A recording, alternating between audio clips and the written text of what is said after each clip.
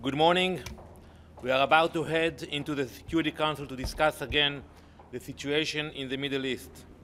This is an excellent opportunity to welcome the new US strategy on Iran, articulated by President Trump a few days ago. The new US policy is important for two reasons.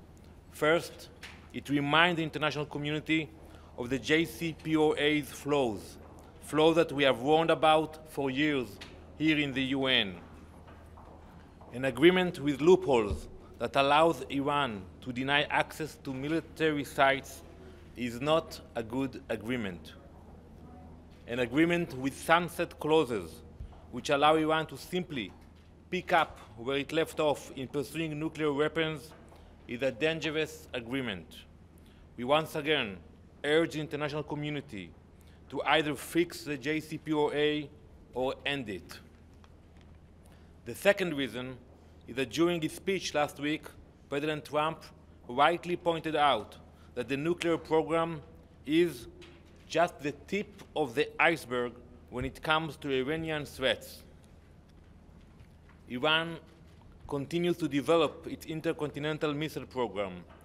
This is a direct violation of Security Council Resolution 2231.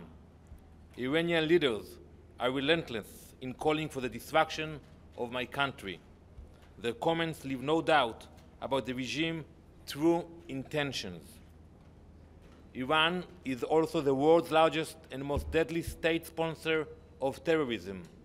Everywhere, Hezbollah in Lebanon, Hamas in Gaza, and Islamic extremists around the world.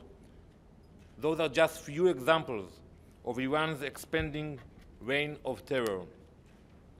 I would like to especially welcome the new sanctions introduced by the US Treasury Department on the Iranian Revolutionary Guard. Whether it's training Hezbollah terrorists in Lebanon, plotting attacks in Europe, or supporting the Assad regime in Syria, the IRGC spreads terror and violence in our region and throughout the world. The new American policy provides an opportunity for the international community. Now is the time to come together, to improve the JCPOA, insist that Iran comply with Security Council resolutions, and finally put an end to the regime's dangerous aggression. Thank you. From CBS News.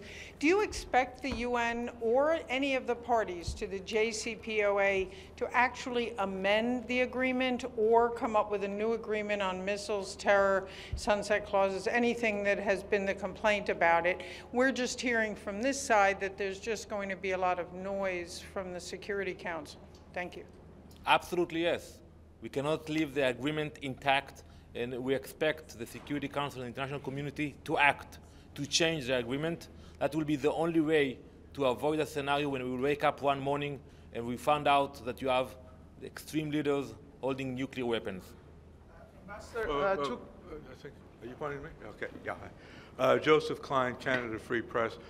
Just to change the subject for a moment, the reported reconciliation agreement between Hamas and the Palestinian Authority, could you comment on that, and also in particular, whether you see the Palestinian authorities taking over security responsibilities at the crossings could make a positive difference? Thank you. Well, our position is similar to the international community. The Quartet decided in 2006 that there will be three conditions for this kind of agreement.